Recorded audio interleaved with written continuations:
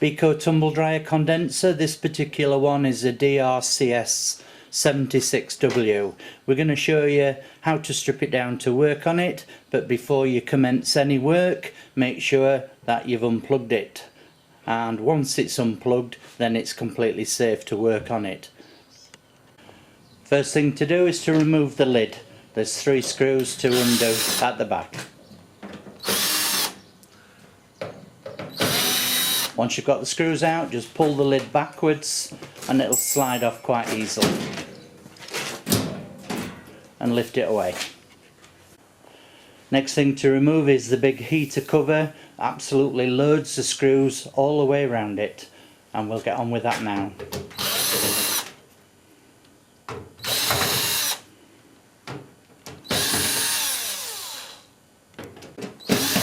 As you can see, an electric screwdriver is really handy for doing this job.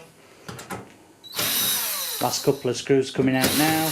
Just support the cover and then lift it away. There we go. That's it, great.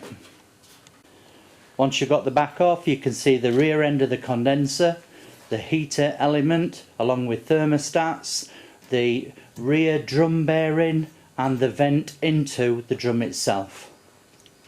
Upon getting to this point, it's obvious the heater is absolutely shot, and if we take the outer cover off the heater, you can see the elements there which are really bad, and that is one well knackered heater, and we'll in time show you how to change that. Next thing to remove is this vent, and there's just half a dozen screws in it.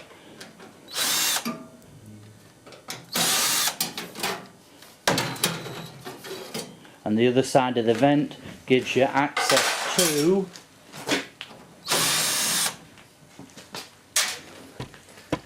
the pump housing just in there. Okay, with that vent off, you can see the pump housing, the micro switch which indicates the bottle is full, and just in the background there is the belt and the motor pulley. The 2 pipes you see are water that go from the water bottle up these pipes there and back into the machine there, and from the water collector at the top. To remove the back, we first take off the metal guard on the water pipes. Next, remove the circlip from the rear bearing. Just need a screwdriver, and once you've got the circlip off, there's a washer comes with it. Okay, with the bearing circlip off, the next thing is just disconnect these water pipes, and they just pull off like that. Next thing to disconnect is the electrical wiring, and you disconnect it from the back panel. So there's a blue, a brown and 1 earth, and we'll do that for you now.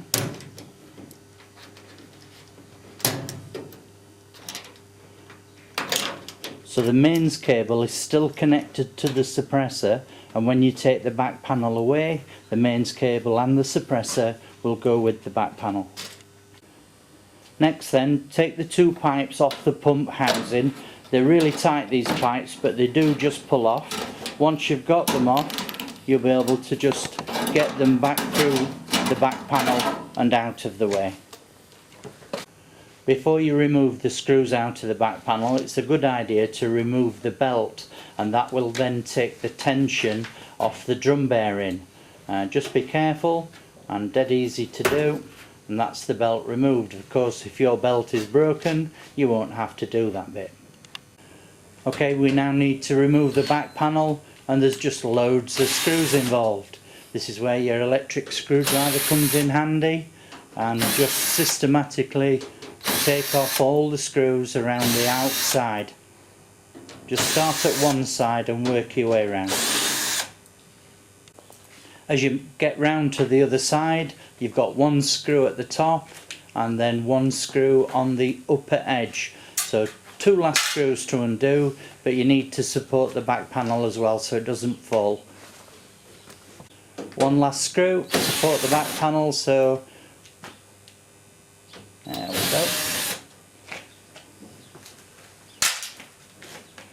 Right, the back panel can ease away and the electrical connection to the heater is still in place.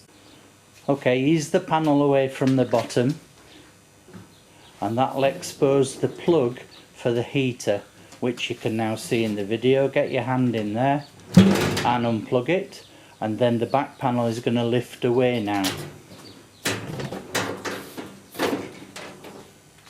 Bit fiddly, but it will just lift away and it leaves you the inner drum, which is fairly loose because there's no belt on it. Now you can get hold of the drum and very carefully lift it out of the machine, and that's it clear, which leaves you the machine, the motor, the condenser box, the pump, and everything is exposed. So in shot at the moment you've got your lamp lens with the bulb behind it, and if that bulb goes or the lens cracks, then you've got to go to all this length to get to those screws. Just to the left hand side of it you've got your NTC sensor, and just above it there's 1, 2, 3, 4 bearing pads. These are the ones you change, and if I can just get a better focus, and we're just lifting the foam seal there, and that's the seal that seals against the edge of the drum, which causes all the bother with the tar-like substance, and we'll have a look at the drum in a second.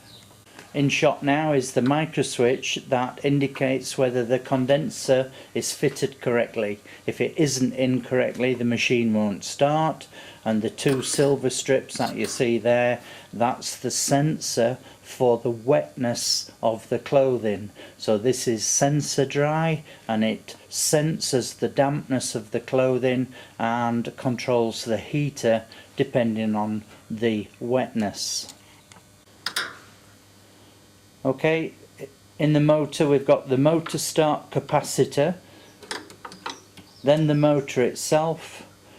Just to the right there we have the micro switch, which is the bottle full micro switch, and the grey lid is the pump, top of the pump housing, and the pump you can just see through that gap there, and that white spout sticking up, that is the outlet from the pump.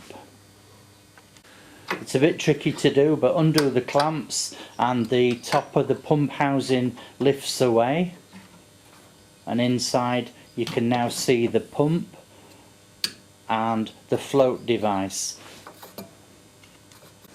2 different pumps used on these tumble dryers. They look entirely different, so if yours looks like this you have to refit this one. There is a modification where you can fit the newer one, but you also have to replace the lid of the pump housing to accommodate the different shape. When you've refitted the pump lid housing, then there's just 1 screw that goes in, and there's 4 clips, so easy to refit, a lot easier to put it back on than it is to get off. This is the view of the rear of the condenser. When you pull it out, it just leaves 1 housing with a big hole in it. And if you have a look at this condenser, we'll see, let me just pan out, Kev.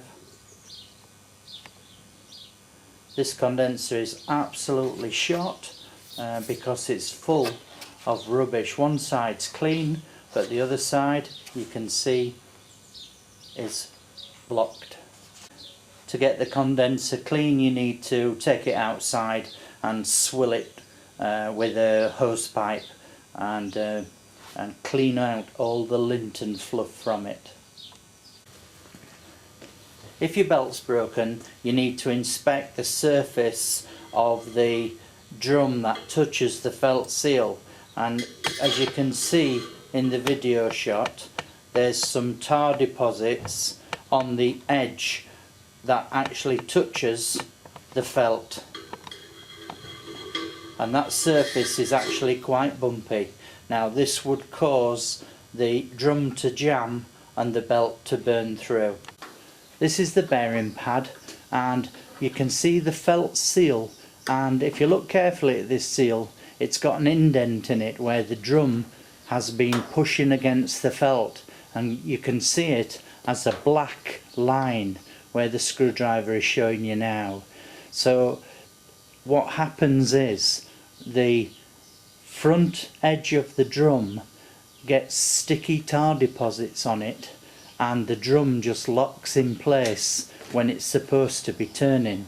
As soon as it stops, the belt has too much surface tension on the drum, and the motor keeps on spinning and burns through the belt in just a few seconds. If that happens to you, you're going to have to replace the felt seal and the bearing pads as well as the belt.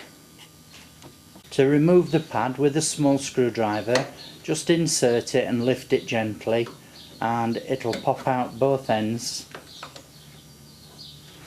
That's one out. We'll take the one to the left out as well, just to show you that again. Just insert the screwdriver nice and gently, lift it up, and then the other end will pop out, and that's your bearing pad out. Before you remove the seal, just locate where the joint is. In this one it's at the 3 o'clock position if you think of it as a clock face. On some of them it's at 6 o'clock, but you need to put the new seal back as the old one came off. To remove the old seal, get yourself a pair of snipe nose, get hold of the seal at the top and give it a pull. As you can see on the back, the stickiness remains, but then just go around the frame, pulling the seal off. It's not easy to do, and it's a bit messy.